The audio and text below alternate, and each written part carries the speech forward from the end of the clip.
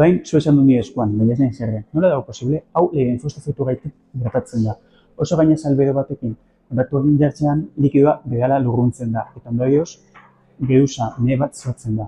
Lurrun geruza honek isolatzaile moduan jokatzen du. Eta ondorioz, nire eskua ez da zuzenean zuarekin kontaktuan jartzen. Uler dadin, pentsa, ur-tantak oso bedo dagoen gainaze batean botatzen dugunean, ur-tantak ez dira behala lurruntzen. Dantzatzen hasten dira. Hori bera gertatzen da nire eskuan, eta horretik ez naz erretzen.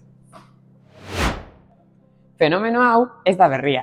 Izan ere, zineman eta literaturan aipatua izan da.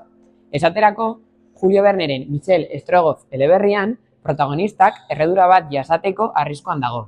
Baina malkoei esker, azala bustitzen du eta ez da erretzen.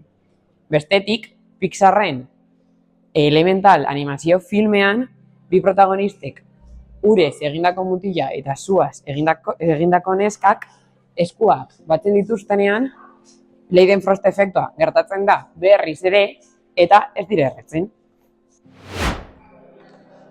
Baina Leidenfrost efektua ez da soilik bitxikeria bat. Bizitza errealean ere erabiltzen da. Adibidez, suhiltzaileek sarritan bustitzen dituzte bere arropak zuten aurka babesteko.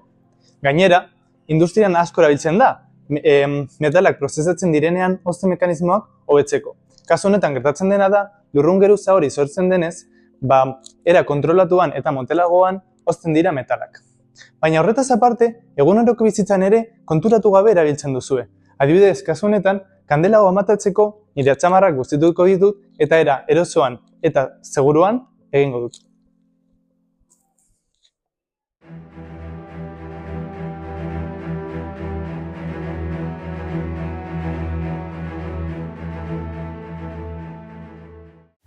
Agian, hasierako esperimentoa ikusita zalantza batzuk dituzue. Zein zen urrats bakoitzaren funtzioa? Zer logika dago efektu honen atzean? Orain, pausoz pauso azalduko dugu. Lehenik eta behin, urari xaboi likidoa gehitzen diogu burbuilak sortu ahal izateko. Ondoren, eskua bustitzen dugu urarekin babes geruza bat sortzeko. Hau, ezinbestekoa da Leidenfrost efektua gertatzeko. Hori egin ostean, burbuilak lakaz betetzen ditugu. Lakak su hartzeko gaitasuna baitu, eta horrela, sua modu kontrolatuan mantendu dezakegu eskuaren gainean.